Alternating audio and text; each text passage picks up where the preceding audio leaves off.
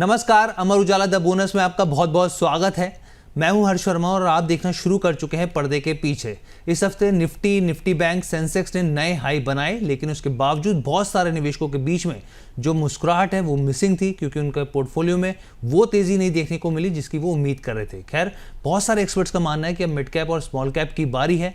अब देखेंगे, बताएंगे आपको क्या स्थिति देखने को मिलती है। लेकिन इस हफ्ते आपके पोर्टफोलियो वाले शेयरों को लेकर ढेरों खबरें निकल कर आई और वो फिल्टर करके हम लोग आपके सामने लेकर आए हैं, और नए टारगेट्स के साथ ही नई वाली लिस्टिंग होती दिखी। तो ऐसे में क्या करना चाहिए, क्या नजरिया है, सेबी की ओर से एक बड़ा बदलाव आपको जानना चाहिए, और इसके साथ ही एक ऐसा स्टॉक जिसने निवेशकों को रुला दिया। तो बहुत सारी खबरें, सब पर चर्चा करेंगे। लेकिन सबसे पहली खबर की बात कर लेते हैं। यहाँ पे स्मॉल कैप स्टॉक्स है और साथ ही ये कंपनी जो है टेक्सटाइल कंपनी भी है। स्वराज शूटिंग की बात कर लेते हैं। दरअसल कंपनी फंड जुटाने की प्रक्रिया में इस बार जो है वो जुटी है, और उस प्रक्रिया में देखिए दिग्गज क्रिकेटर शामिल हो रहे हैं। आप ये समझिए 5 साल में कंपनी ने 900% के रिटर्न दिए हैं, जो साफ तौर पे एक मल्टी बैगर की स्थिति दिखाते हैं। अब खबर क्या है, देखिए खबर यह है कि कंपनी ने अपने प्रेफरेंशियल इशू की जो लिस्टिंग के लिए जो तैयार है, यहाँ पे लिस्ट को लेकर तैयार है, उस लिस्ट में देखिए भारतीय क्रिकेट के चर्चित चेहरे हैं। इनमें पूर्व कप्तान रोहित शर्मा, युवा जो बल्लेबाज हैं तिलक वर्मा, श्रेयस अय्यर, उनके जो पिता हैं यहाँ पर, जो श्रेयस अय्यर के पिता जो हैं संतोष वेंकटेश्वर अय्यर, और साथ ही कोलकाता नाइट राइडर्स के कोच जो है अभिषेक मोहन नायर के नाम शामिल हैं। कंपनी के मुताबिक इन चारों को 11,000 हज़ार शेयर मिलने वाले हैं। और ऐसे में क्रिकेटर जगत की, यहाँ पे क्रिकेट जगत की अगर बात करें तो किसी छोटे साइज़ की कंपनी में इस तरह की जो रुचि है, निवेश है, वो एक खबर बन गया। तो इसलिए हमें लगा आपके साथ साझा करना चाहिए।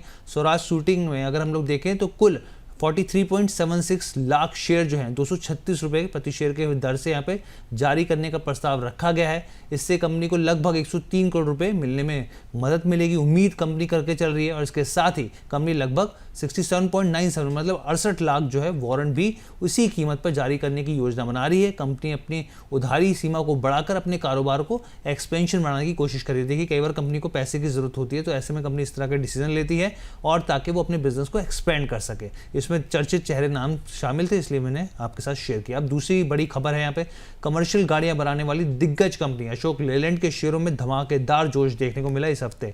इस जोश में शेयर ने ना सिर्फ रॉकेट होता हुआ दिखा स्टॉक, बल्कि उछलकर नई ऊंचाइयों पर भी पहुंचा। तेजी की मुख्य वजह जो है यहाँ पे, दरअसल यहाँ पे एक विलय मर्जर के तौर पे जुड़ा हुआ खबर निकल के आई। कंपनी ने एक्सचेंज फाइलिंग में खुलासा किया कि उसकी जो विलय की योजना है उसके प्रस्ताव को बोर्ड ने मंजूरी दे दी है। इस खुलासे पर अशोक लेलैंड के जो शेयर हैं वो तेज़ी देखने को मिली। और आप देखिए पूरे हफ्ते भी अगर आप देखें तो इसमें 8 से 9% की तेज़ी आई, और इसने अपना नया हाई 161 रुपये 80 पैसे तक यहाँ पे बनाते हुए दिखा है। यहाँ पे महज 7 महीने में निवेशकों ने, आप ये समझिए, शेयर के जरिए 66% जो है पैसा कमाया, यानी कि 7 महीने के अंदर 66% जो है स्टॉक चढ़ गया है।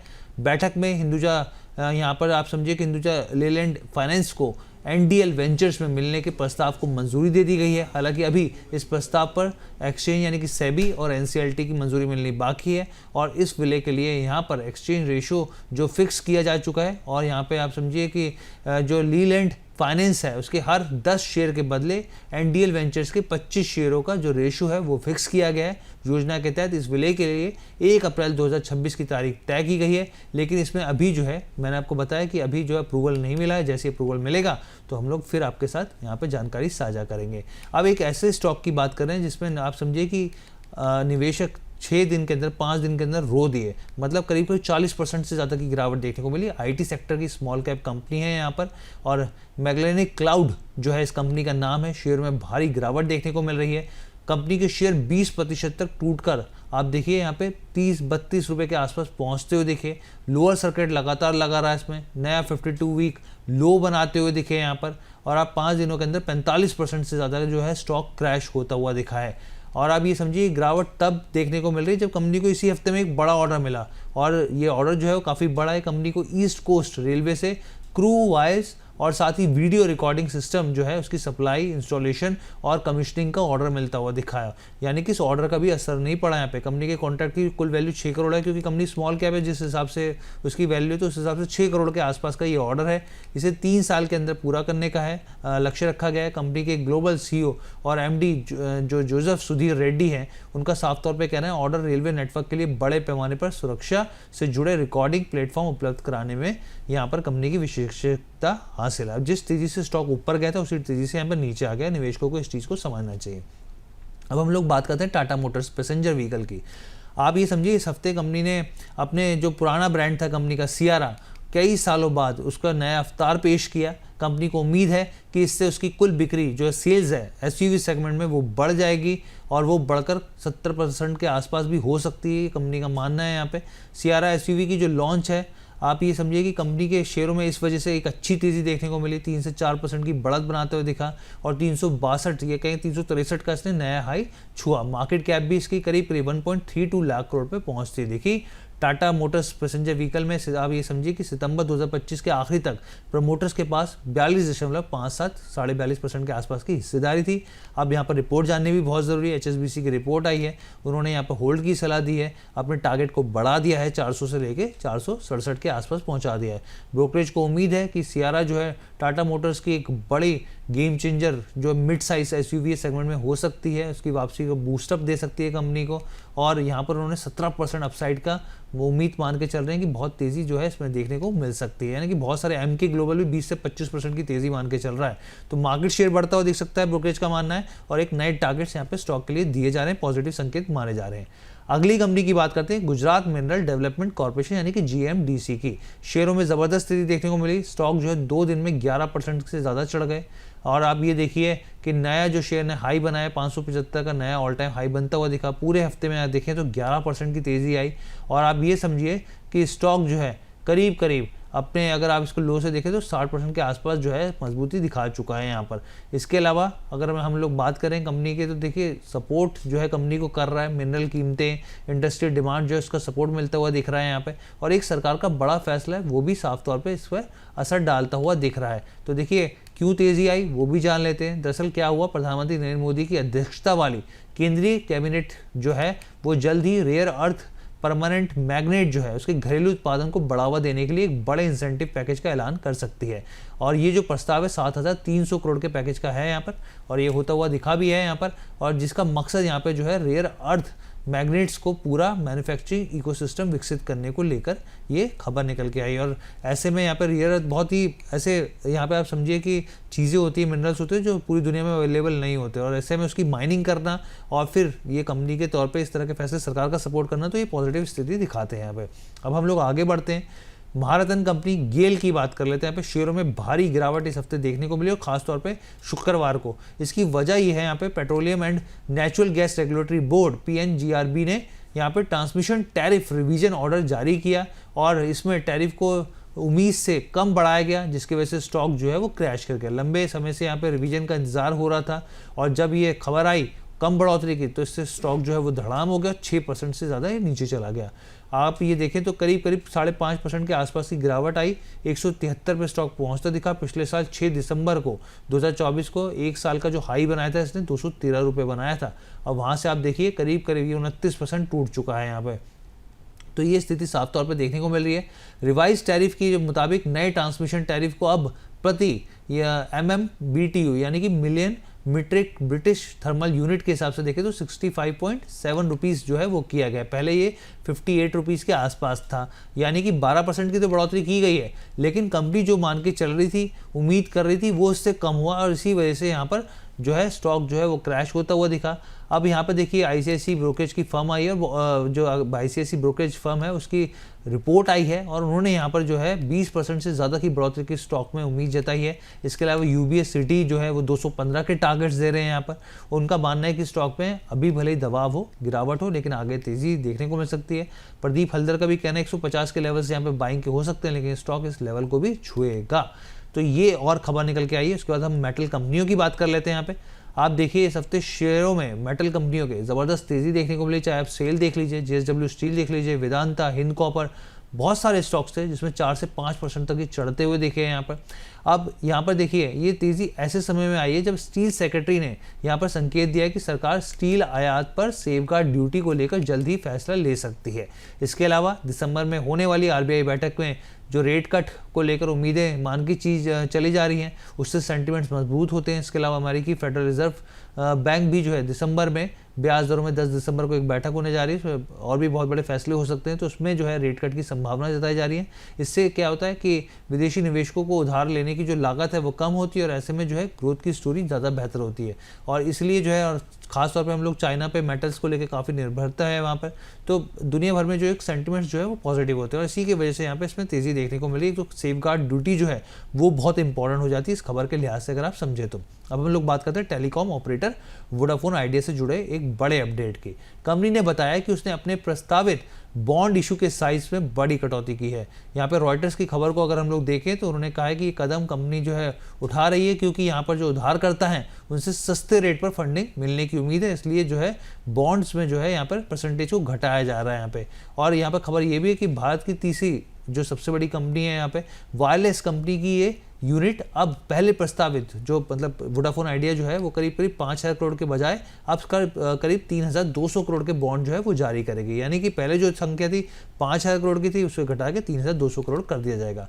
कंपनी इस कर्ज का बड़ा हिस्सा 2 साल की अवधि वाले बॉन्ड के जरिए जुटाएगी, जिसकी जो यील्ड है वो करीब 12% होगी। बाकी रकम जो है 3 साल और 2 महीने की अवधि वाले बॉन्ड के जरिए जुटाई जाएगी, जिन पर लगभग जो है 14% की यील्ड मिलेगी। अब आपके मन में सवाल होगा कि भाई क्यों, प्लानिंग क्या है? तो देखिए, इसके पीछे की वजह है कंपनी इन इशू के लिए प्राइवेट क्रेडिट फंड्स से फंड जुटाने की योजना बना रही है। जुटाई गई रकम का इस्तेमाल एक्सपेंशन प्लान्स के लिए होगा। महीने आप ये समझिए, इस महीने की शुरुआत में भारत जो कि सुप्रीम कोर्ट है, हमारी जो सुप्रीम कोर्ट है, उन्होंने कहा था कि सरकार वोडाफोन आइडिया के AGR बकाये से राहत देने के अनुरोध पर विचार कर सकती है, जिससे पेनल्टी और ब्याज में छूट भी शामिल होगी। अब कंपनी कुछ बिजनेस तो करेगी ना, जाहिर सी बात है, अब एक्सपेंशन बहुत सारी चीज़ें करनी है यहाँ पे, उसके लिए पैसा चाहिए। कंपनी के ऊपर ऑलरेडी डेट है, तो जब वो जुटाएगी बॉन्ड के जरिए पैसा तो फिर एक्सपेंशन करेगी, तो वो बहुत सारी चीज़ें, क्योंकि बैंक ने भी बहुत हद तक मना किया अभी लोन देने के लिए, तो ये भी एक बड़ा कंसर्न हो जाता है यहाँ पे। आगे बढ़ते हैं यहाँ पे, कुछ कंपनियों जो लिस्टिंग होती हुई दिखी उसकी जानकारी भी आपको देते हैं यहाँ पे और ये भी बताएंगे कि आगे क्या करना चाहिए। देखिए, फार्मा, फूड और न्यूट्रिशन सेक्टर्स को 200 से अधिक प्रोडक्ट्स की सप्लाई करने वाली सुदीप फार्मा के शेयर जो है आज जो है शुक्रवार को धांसू लिस्टिंग होती हुई दिखी उनकी। IPO के अगर आप देखें तो जो रिस्पांस था पहले ही बहुत शानदार मिला था, ओवरऑल जो है 93 गुना जो है, बल्कि उससे ज़्यादा ही सब्सक्राइब हुआ था। IPO के तहत जो भाव जारी किया गया था वो 593 रुपीज़ किया गया था, जबकि BSE पर 733 रुपये पर और NSE पर 730 रुपये पर लिस्ट हुए। करीब 23% के लिस्टिंग गेंस होते हुए यहाँ पर दिखे हैं यहाँ पर। तो एक बड़ी अच्छी यहाँ पर जो है मुनाफा होता दिखा, और एक लॉट के हिसाब से देखें अगर तो करीब 3,500 रुपये के आसपास बन जाते हैं और निवेशकों को ये फायदा होता हुआ दिखा है। अब सुदीप फार्मा का कहना है कि नए शेयरों के जरिए जुटाए गए पैसों में से 75 करोड़ रुपए जो है वो मशीनरी की खरीदारी और बाकी पैसे आम कॉर्पोरेट उद्देश्यों के लिए खर्च करेगी। कंपनी के वित्तीय जो सेहत की बात करें तो वो लगातार हम लोगों ने आपको बताया था कि मजबूत हो रही है यहाँ पर, और साथ ही यहाँ पर आप देखिए कि कंपनी जो है यहाँ पर लगातार मुनाफे बढ़ोतरी देखने को मिल रही है। और टोटल इनकम की बात करें साल दर साल के हिसाब से 7% जो है यहाँ पर CAGR के हिसाब से, कंपाउंड एनुअल ग्रोथ रेट के हिसाब से बढ़ते हुई दिख रही है। अब प्रदीप हल्दर जो मार्केट एक्सपर्ट है उनका कहना है कि 725 का स्टॉप लॉस लगाएं और यहाँ पे जो एग्रेसिव ट्रेडर्स है वो जो है बने रह सकते हैं यहाँ पे, फ्रेश एंट्री नहीं करनी। लेकिन इसके उलट अम्बाला जी का कहना है कि आप बने रहिए यहाँ पे, 800 से लेकर 900 रुपये तक के भाव जो है ये स्टॉक दिखा सकता है। एक्सासॉफ्ट टेक्नोलॉजीज लिमिटेड की बात कर लेते हैं। ये जो कंपनी है शेयर मार्केट में लिस्ट होती दिखी और 12.5% के प्रीमियम पर ये लिस्ट हुई है। आप ये समझिए लिस्टिंग प्राइस जो रहा वो 135 रुपये रहा है यहाँ पर। इस तरह से आप समझिए कि निवेशकों ने प्रति शेयर जो है 15 रुपये का प्रॉफिट यहाँ पर दर्ज किया है। 120 रुपये का इशू प्राइस था इसका, जबकि रिटेल इन्वेस्टर्स के लिए 125 रुपये जो 125 शेयर है वो लॉट होते हुए दिखे थे यहाँ पर। और इसके अलावा आप ये समझिए कि जो बुक बिल्ड इशू था वो करीब 500 करोड़ रुपये का था। इसमें से 180 करोड़ रुपये जो थे वो आप ये समझिए कि यहाँ पे 1.5 करोड़ फ्रेश शेयर और यहाँ पर 320 करोड़ के जो है यहाँ पर करीब 260 से करोड़ से ज़्यादा जो शेयर है ऑफर फॉर सेल के लिए रखे गए थे। कंपनी के फाइनेंशियल्स को टटोलें आप तो रेवेन्यू 24% बढ़ा है। यहाँ पर प्रॉफिट आफ्टर टैक्स की बात करें तो 172% की बढ़ोतरी देखने को मिली है। कंपनी जो एस्टैब्लिश हुई थी सन 2000 में हुई थी। यहाँ पर एक ग्लोबल वर्टिकल सास कंपनी है जो कि लर्निंग और यहाँ पे असेसमेंट मार्केट की विशेषज्ञता हासिल करती है। AI पावर्ड एप्लीकेशन में भी कंपनी की बड़ी भूमिका है। तो ये जो है वो लिस्ट होती हुई दिखी और निवेशकों का पैसा बनता हुआ दिखा। अब अगले हफ्ते एक और बड़ी कंपनी आ रही है यहाँ पर, और आप सब इस्तेमाल यकीनन करते होंगे इसकी ऐप और तमाम तरह के प्रोडक्ट्स जो है वो ऑर्डर करते होंगे। हम लोग मीशो की बात कर रहे हैं यहाँ पे। और मीशो जो है अगर आप देखें तो दिसंबर 3 को वेडनेसडे को, यानी कि ये जो है ओपन खुलती हुई दिखेगी। क्लोज डेट जो है वो 5 दिसंबर को होती हुई दिखेगी। यहाँ पर अलॉटमेंट जो है 8 दिसंबर को होता दिखेगा और जो इसका इशू प्राइस बैंड है 105 से लेकर 111 रुपए के आसपास है और एक लॉट में 135 शेयर्स होंगे। यहाँ पर आप ये समझ लीजिए पिछले 3 साल से जो कंपनी है साफ तौर पे लॉस मेकिंग है और छोटा मोटा लॉस नहीं। यहाँ पर आप ये समझिए कि करीब 2023 में देखें तो करीब 1600 करोड़ का लॉस था और 2024 में देखें तो 327 करोड़ का लॉस था और अगर आप 2025 देखें तो आप हैरान रह जाएंगे, करीब 4000 करोड़ का लॉस था। तो यानी कि कंपनी लॉस मेकिंग है लेकिन जीएमपी में ज़बरदस्त उछाल देखने को मिल रहा है। तो जैसी जो जानकारी होंगी हम लोग आपके साथ साझा करेंगे। अब हम लोग बात करते हैं ऐसे स्टॉक की जो मार्केट में आप समझिए बाजार को अकेले उठाने का मादा रखता है। एक ऐसी कंपनी रिलायंस की, आखिरकार आप ये समझिए बहुत लंबा इंतजार हुआ लेकिन देर आए दुरुस्त आए। रिलायंस इंडस्ट्रीज ने 52 वीक का नया हाई बनाया। आप ये समझिए शुक्रवार को 1% चढ़ के ये 1580 रुपये पर पहुंच गया है। यहाँ पे इस साल अगर आप यहाँ पे देखें तो स्टॉक ने 29% की बढ़त दिखाई है। बहुत सारे ऐसे स्टॉक है, निवेशक है जो कहते हैं कि हमारा पोर्टफोलियो नहीं चल रहा, लेकिन यकीन मानिए जिन्होंने रिलायंस लिया होगा बहुत अच्छा पैसा बना होगा यहाँ पर। और पूरे बाजार में अगर आप 1000 पॉइंट्स की तेज़ी के हिसाब से देखें, जहाँ गिरावट के हिसाब से, तो उसमें खींचने में जो सबसे बड़ा नाम रहा ना वो रिलायंस का रहा। इस तरह की तेज़ी दिखाई और ये जो तेज़ी अभी ख़त्म नहीं होने वाली। हम नहीं बता रहे, यहाँ पे जेफरीज बता रहा है और भी बहुत सारे यूबीएस बता रहे हैं। उन्होंने बुलिश नज़रिया पेश किया है। यूबीएस की तरफ से यहाँ पे खरीदारी की सलाह दी जा रही है। 1820 रुपये के यहाँ पे लक्ष्य दिए जा रहे हैं और यहाँ पे दूसरे ब्रोकरेजेस भी हैं, उनका सबका कहना है कि बड़े बिजनेस वर्टिकल में मजबूत मोमेंटम है। यहाँ पे 2026 में उम्मीद के मुताबिक यहाँ पर कंपनी जो है परफॉर्मेंस दिखाई है। यहाँ पे रिलायंस का जो मार्केट कैपिटलाइजेशन है वो करीब 21.35 लाख करोड़ पे पहुंच गया है और जेफरीज की तरफ से देखें तो 1785 यानी करीब 1800 रुपये के जो हैं टारगेट्स यहाँ पे दिए जा रहे हैं। यहाँ पे खरीदारी की सलाह दी जा रही है। यहाँ पर करीब 14% का यहाँ पर और दूसरे देखें तो वो 18 से 20% की तेज़ी मान के चल रहे हैं। अब यहाँ पे इंपॉर्टेंट बात है समझने वाली कि क्या बात है। देखिए इनका ये कहना है रिलायंस के तीनों मुख्य बिजनेस, जिसमें आप डिजिटल सर्विसेज देख लीजिए, रिटेल देख लीजिए, ऑयल टू केमिकल देख लीजिए, FY26 की शुरुआत से डबल डिजिट ग्रोथ दे रहे हैं यहाँ पर और आगे भी जो है स्थिति बहुत पॉजिटिव दिख रही है। यहाँ पे जो कंपनी का जियो IPO जो आने वाला है उसमें टैरिफ की बढ़त और भी दूसरे जो बड़े बड़े चीज़ें जो वो खुलते दिखेंगे। एक तो IPO होगा तो वैल्यू अनलॉकिंग का मौका मिलेगा। दूसरी चीज़ यहाँ पे जो ARPU बढ़ता हुआ दिखेगा क्योंकि कंपनी जो है प्राइस बढ़ा सकती है कभी भी, ये खबरें इस तरह की हैं यहाँ पे। साथ ही जो ब्रोकरेज का मानना है नई एनर्जी बिजनेस को लेकर ज़्यादा का जो है ब्रोकरेज बहुत पॉजिटिव दिख रहे हैं। यहाँ तक कि मोतीलाल ओसवाल ने भी कहा है कि जो मॉडल है कंपनी का बैटरी मैन्युफैक्चरिंग वर्टिकल का, इसमें एक नई तेज़ी जो है वो देखने को मिल सकती है और इसलिए प्राइजेस हैं वो टारगेट्स जो है बढ़ाए गए हैं। अब हम लोग आगे बढ़ते हैं। मार्केट रेगुलेटर सेबी ने जिंदल पॉली फिल्म्स के खिलाफ शुरुआती जांच में सामने आए निष्कर्षों के आधार पर NCLT यानी कि नेशनल कंपनी लॉ ट्रिब्यूनल का रुख किया है। सेबी ने जांच में पाया कि कंपनी ने अपनी ग्रुप कंपनियों के किए गए निवेशकों को राइट ऑफ किया है, जिससे भारी नुकसान हुआ है। सेबी का आरोप है कि ये निवेश राइट ऑफ की वजह से करीब 760 करोड़ का नुकसान हुआ है और कंपनी ने इसे निवेशकों को समय पर जानकारी नहीं दी है, जो कि साफ तौर पर नियमों का उल्लंघन है। रेगुलेटर ने NCLT को यह भी बताया कि वो जिंदल पॉली के खिलाफ आगे की कार्रवाई शुरू करने की प्रक्रिया में है और इसी बीच यहाँ पर जो है जो माइनॉरिटी निवेशक हैं उनके जरिए दायरा जो है वो क्लास एक्शन सूट भी NCLT की सुनवाई के तहत हो सकता है। सेबी की जांच में ये भी पाया गया है कि जिंदल पॉली ने अपनी group company Jindal India Power Tech में निवेश किया है, बाद में इन निवेशकों को राइट ऑफ कर दिया गया। तो यानी कि ये जो स्टॉक है आपके रडार पे रहना चाहिए क्योंकि आने वाले दिनों में सेबी बड़ा एक्शन ले सकता है और स्टॉक पर उसका असर दिख सकता है। अब हम लोग एक और स्टॉक की बात करते हैं। स्टड एसेसरीज की Q2 के नतीजे आए और लिस्टिंग के बाद पहली बार आते हुए दिखे नतीजे। उसके बाद स्टॉक में एक तेज़ी रही। यहाँ पे नेट प्रॉफिट जो है 17.5% बढ़ता हुआ दिखा, 20 करोड़ पे पहुँचता दिखा। रेवेन्यू की बात करें तो 6.5% की बढ़ोतरी हुई, यहाँ पे 154 करोड़ पे आया। एबिटा की बात करें तो 12% की बढ़त दिखाई इसने, यहाँ पे 29 करीब 30 करोड़ पे पहुँच गया। एबिटा मार्जिन की बात करें तो यहाँ पर जो है ये 18.5% से बढ़कर 19.5% पे पहुंचा है। कंपनी ने डीकैथलॉन जो है एक नए ग्राहक के तौर पे ऑनबोर्ड किया है यहाँ पे और यहाँ पर भारत के लिए बाइसिकल हेलमेट और उससे जुड़े जो प्रोडक्ट्स हैं वो सप्लाई करेगी और नए मॉडल में निवेश यहाँ पे कंपनी की तरफ से कहा गया जारी है। FY26 के Q4 के आखिरी तक यहाँ पे कमर्शियल प्रोडक्ट्स भी शुरू होने की उम्मीद है। तो ये भी हमने आपको बता दिया क्योंकि नतीजे तो लगभग खत्म हो गए लेकिन सारी जानकारी देना हमारा फ़र्ज़ है। तो ये कंपनी के नतीजे है तो हमने आपके साथ साझा कर दिए हैं।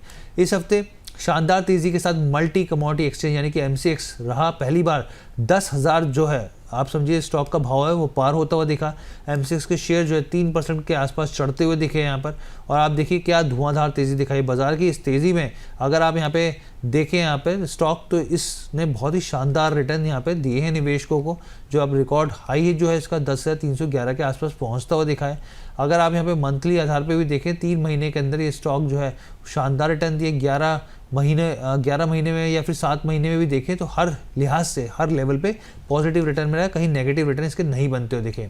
अब मैनेजमेंट के बारे में ज़रूर सुनना चाहिए, वो क्या बोलते हैं। MCX के जो CEO हैं प्रवीण राय ने कहा है कि कंपनी का लक्ष्य हर दिन 1,000 करोड़ ऑर्डर्स की प्रोसेसिंग की क्षमता हासिल करने का है। प्रवीण राय ने ये भी कहा है यहाँ पर कि जो ग्रोथ टारगेट है उसको 10 गुना करना है। 10 गुना बड़ा नंबर होता है। यहाँ पे घरेलू ब्रोकरेज फर्म जो है एक्सिस कैपिटल ने यहाँ पर MCX के शेयरों में 12,500 के यहाँ पर टारगेट्स दिए हैं। और आप ये समझिए कि देश के सबसे बड़े सरकारी bank state bank of India भी जो है, क्योंकि देखिए बहुत सारे बाजार की तेज़ी में ऐसे स्टॉक्स भी होते हैं जो नए हाई बनाते हैं, तो उसमें SBI भी रहा, माफ़ कीजिएगा, स्टॉक जो है 999 रुपये तक पहुंच गया। बस थोड़ा सा रह गया 1000 के आंकड़े को पार करते करते, लेकिन फिर भी यहाँ पर देखिए एक अच्छी तेज़ी देखने को मिली। और ये SBI भी एक ऐसा स्टॉक है जिसने निवेशकों को पैसा अब बनाकर दिया है। बहुत लंबा इंतजार रहा, लेकिन जो कि इस तेज़ी में एक पैसा बना है यहाँ पर सेबी की तरफ, SBI की तरफ से भी। अब हम लोग बात करते हैं HDFC एसेट मैनेजमेंट कंपनी की। यहाँ पर देखिए अब शेयर जो है इस हफ्ते 49% की जो है भारी गिरावट यहाँ पर देखने को मिले। अब आपके मन में ये सवाल होंगे भाई 49% कैसे गिर गया ये शेयर जो है आप देखिए 5,340 रुपये के मुकाबले BSE पर जो है स्टॉक 2,990 के आसपास खुलता हुआ दिखा। ऐसा दरअसल इसलिए हुआ क्योंकि कंपनी के हाल ही में जो मंजूरी थी 1:1 बोनस इशू के बाद यहाँ पर जो है स्टॉक जो है एक्स बोनस ट्रेडिंग करता हुआ दिखा। इस डेवलपमेंट का मतलब ये हुआ, अगर मैं आपको आसान भाषा में समझाऊं, जो स्टॉक की कीमत है और जो शेयर जारी करने के हिसाब से देखें तो वो एडजस्टमेंट होते हुए देखें। इन्वेस्टर की जो अंडरलाइंग वैल्यू है उस पर कोई भी असर नहीं पड़ा है। बहुत सारे निवेशक ये कहते हैं कि भाई ये तो हमें नुकसान हो गया, तो ये ऐसा कोई नुकसान नहीं है। ये मैं आपको पहले ही क्लैरिटी देता हूँ। एक्स बोनस स्टॉक मतलब आप समझिए कि एक्सचेंज के नियमों के अनुसार होता हुआ दिखा। कोई भी स्टॉक जो है आमतौर पर रिकॉर्ड डेट से एक ट्रेडिंग दिन पहले एक्स बोनस हो जाता है, इसलिए सिर्फ वही शेयर जो होल्डर्स हैं बोनस शेयर पाने वाले जो एलिजिबल होते हैं, जो इसमें उस समय से पहले निवेश करते हैं यहाँ पे। और जो इसकी रिकॉर्ड डेट थी वो 26 नवंबर 2025 तय की गई थी। इस कदम से इन्वेस्टर के लिए टोटल शेयर होल्डिंग परसेंटेज में कोई बदलाव किए बिना यहाँ पे आउटस्टैंडिंग शेयर्स की संख्या असल में दोगुनी हो जाती है। कंपनी की जो फाइलिंग में साफ तौर पे जानकारी दी गई थी और इसलिए एक इम्पॉर्टेंट खबर थी, हमने आपके साथ यहाँ पर साझा कर दी है। अब हम लोग बात करते हैं सुनील भारती मित्तल की फैमिली ऑफिस की स्वामित्व वाली कंपनी इंडियन यहाँ पे कॉन्टिनेंट इन्वेस्टमेंट लिमिटेड की। यहाँ पर ये जो कंपनी है बेसिकली देखिए एयरटेल की यहाँ पे बात हो रही है। अब यहाँ पर जो है प्रमोटर्स अपनी हिस्सेदारी जो है वो बेच रहे हैं। इस ओपन मार्केट ट्रांजैक्शन के जरिए कंपनी ने करीब 7,195 करोड़ रुपए जुटाए हैं। यहाँ पे ICIL ने भारतीय एयरटेल में अपनी 0.56% की हिस्सेदारी बेची है। शेयरों की संख्या को अगर आप देखें तो ये करीब 3.43 करोड़ शेयर होते हैं। इन शेयरों को औसत के हिसाब से आप देखें तो करीब यहाँ पे 2,097 रुपये प्रति शेयर के भाव पर यहाँ पे बेचा गया है। इस बिक्री के बाद ICIL के पास अब भारतीय एयरटेल में हिस्सेदारी घटकर 0.92% रह गई है। समझिए कि इस बिकवाली से क्या असर हुआ, मैं आपको समझाता हूँ। देखिए क्योंकि स्टॉक में तो थोड़ा दबाव देखने को मिला। यहाँ पर प्रमोटर्स जो है यहाँ पे कंपनी पे अपनी पकड़ को और मजबूत बना रहे हैं यहाँ पे, क्योंकि खरीदारी करते हुए भी देखने को मिल रहे हैं यहाँ पे। लेकिन सितंबर तिमाही के अंत तक अगर आप देखें तो प्रमोटर ग्रुप जो है जिसमें भारतीय टेलीकॉम और साथ में सिग्टेल की इकाई जो है यानी कि यूनिट जो शामिल है, कुल हिस्सेदारी जो है उनकी 50.27% हो गई है यहाँ पर। तो ये एक और इम्पॉर्टेंट खबर थी, यहाँ पर समझना बहुत ज़रूरी था क्योंकि एयरटेल में कंट्रोलिंग स्टेक रखने वाली जो मुख्य कंपनी है उसकी खबर थी यहाँ पे। अब वर्लपूल ऑफ इंडिया की बात करते हैं। मतलब आप ये कंपनी देखिए ना, बैक टू बैक इस कंपनी में यहाँ पर जो है जो प्रमोटर्स है अपनी हिस्सेदारी को कम कर रहे हैं और ज़बरदस्त इसका असर जो है गिरावट के तौर पर देखने को मिल रहा है। बाजार आप ये समझिए कि इसमें अगर आप देखें तो करीब 1.5 करोड़ शेयरों की बड़ी ब्लॉक डील होती हुई देखी है। कंपनी की कुल हिस्सेदारी का लगभग 11.8% जो है यहाँ पर जिसके जो है इसमें ब्लॉक डील होती हुई दिखी और स्टॉक जो है 11% टूट गया और स्टॉक जो फिसल कर 1,070 रुपये तक पहुँचता हुआ देखा। अब किसने बेचा किसने खरीदा इसको लेकर तो यहाँ पे क्लैरिटी नहीं है यहाँ पर, लेकिन ये ज़रूर है कि डील जो है जो आपको बताया मैंने, उसका असर साफ तौर पर नेगेटिव सेंटीमेंट्स के तौर पर देखने को मिला। जिस डील का जो फ्लोर प्राइस था वो 1030 रुपये प्रति शेयर के भाव तय किया गया था, यानी कि जो मौजूदा भाव था जिस हिसाब से उस दिन के एक दिन पहले 14% के आसपास के डिस्काउंट पर हो रहा देखने को मिला था। अब यहाँ पर देखिए वर्लपूल मॉरिशस जो है अमेरिकी जो पेरेंट कंपनी है, वर्लपूल कॉरपोरेशन की सब्सिडरी है, और आप ये समझिए पिछले 2 साल से बैक टू बैक भारत में जो अपनी यूनिट है उसमें हिस्सेदारी कम कर रही है, 75% से घटाकर 51% पर आ गई है। तो ये जो है एक साफ तौर पर दिखाते हैं, लेकिन इसके पीछे की कहानी ये कही जा रही है कि ग्लोबल कैपिटल जो रिलोकेशंस प्लान है कंपनी के, कर्ज को कम करना है, एसेट पोर्टफोलियो को रीबैलेंस करना है, और ये तमाम चीज़ें जो है तर्क दिए जा रहे हैं, और इसलिए ये बिकवाली जो है वो देखने को मिल रही है। अब हम लोग आगे बढ़ते हैं। यहाँ पे कार्टेड टेक्नोलॉजीज के शेयरों की बात करते हैं। इस हफ्ते आप देखिए 5% तक स्टॉक जो है वो क्रैश हो गए। कंपनी ने दरअसल क्या किया, कंपनी ने एक बड़ा ऐलान किया जिसका असर यहाँ पे देखने को मिला। और यहाँ पे देखिए हुआ क्या कि यहाँ पे गिरनार सॉफ्टवेयर यानी कि जो कार देखो की पेरेंट कंपनी है उसने प्रस्तावित अधिग्रहण को आगे ना बढ़ाने का फैसला कर लिया है। कार ट्रेड और गिरनार सॉफ्टवेयर के बीच कार देखो और बाइक देखो के ऑटोमोबाइल क्लासिफाइड बिजनेस को मिलाकर संभावित कंसोलिडेशन पर बातचीत चल रही थी। कंपनी ने कहा कि वह अब भी मौजूदा प्लेटफॉर्म कार वाले, बाइक वाले, OLX इंडिया और यहाँ पे श्रीराम ऑटोमॉल को मजबूत करने पर पूरा ध्यान दे रही है। यहाँ पे कार ट्रेड के मुताबिक उनका ये साफ तौर पर वर्जन निकल के आया कि हमारे सभी बिजनेस मजबूत आधार पर खड़े हैं, बड़े और तेजी से मार्केट को कैप्चर कर रहे हैं। यहाँ पे उन्होंने साफ तौर पे कहा कि हम लोग कोशिश कर रहे हैं कि दूसरी संभावनाओं को तलाशिया जा सके। यहाँ पे अगर ये मर्जर होता है तो कार ट्रेड की डीलर ऑक्शन, व्हीकल फाइनेंसिंग और B2B बिजनेस टू बिजनेस जो रीमार्केटिंग में लीडरशिप बढ़ती हुई दिखेगी। कार देखो कि कंज्यूमर लिस्टिंग जो है, इंश्योरेंस और डिजिटल रिटेल क्षमता भी यहाँ पे जुड़ती हुई दिख सकती है। तो ये तमाम चीज़ें खबर थी इंपॉर्टेंट, तो वो मैंने आपके साथ शेयर कर दी। अब देखिए एक और बड़ी खबर है जिस पर आपको ध्यान देना चाहिए। नेशनल स्टॉक एक्सचेंज NSE ने अपने प्रमुख derivative index Nifty, bank Nifty, Nifty financial services और निफ्टी मिड सेलेक्ट के फ्यूचर्स और ऑप्शंस को कॉन्ट्रैक्ट्स के लॉट साइज में बदलाव किया, यानी कि लॉट में अब बदलाव होने जा रहा है। लॉट साइज क्या होगा वो मैं आपको समझाता हूँ, लेकिन एक लॉट साइज जो है यहाँ पे जो नए बदलाव होते दिख रहे हैं वो जनवरी 2026 से लागू हो जाएंगे।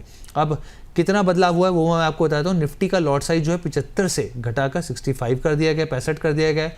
बैंक निफ्टी के लॉट साइज की बात करें तो 35 से घटाकर 30 कर दिया गया है। निफ्टी फाइनेंशियल सर्विसेज का लॉट साइज जो है वो 65 से घटाकर 60 कर दिया गया। निफ्टी मिड सेलेक्ट का जो लॉट है वो 140 से घटाकर 120 कर दिया गया है। NSE ने स्पष्ट किया है कि निफ्टी नेक्स्ट 50 के मार्केट लॉट साइज में कोई भी बदलाव नहीं होगा। तो यानी कि जो ऑप्शन ट्रेडर्स हैं, फ्यूचर ट्रेडर्स हैं, इस चीज़ का ध्यान रखिए, इसको मिस नहीं करनी इस जानकारी को किसी भी हालत में। अब हम लोग आगे बढ़ते हैं। यहाँ पे अडानी एंटरप्राइजेस की बात करते हैं। यहाँ पे कुछ बड़े ऐलान होते हुए दिखे। यहाँ पर कंपनी की जो पूर्ण स्वामित्व वाली सहायक यानी सब्सिडरी कंपनी है अडानी डिफेंस सिस्टम टेक्नोलॉजी जो है, उन्होंने प्राइम एरो सर्विस LLP के साथ मिलकर फ्लाइट स्टिमुलेशन टेक्निक सेंटर जो है उसमें 72% हिस्सेदारी अधिग्रहण करने का समझौता कर लिया है।